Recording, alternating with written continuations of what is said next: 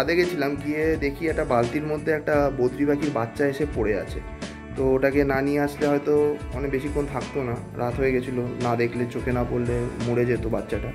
খুবই ছোট বাচ্চা। বিট্টু সন্ধ্যে থেকে যখন ঘরে এনেছি একে, নোটিস করছে বাচ্চাটাকে, ভাবছে কি না কি, বুঝতে পারছে না, বাচ্চাটাকে নোটিস করছে।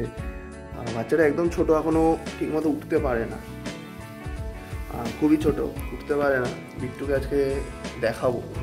বিট্টু এটাকে নোটিস করছে অনেকক্ষণ ধরে, বিট্টু বুঝতে পারছে না।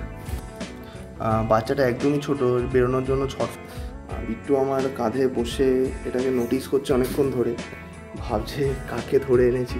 বিট্টু ইজ কনফিউজড, বুঝতে পারছে। এ বিট্টু আয়, একে বন্ধু এসছে দেখ।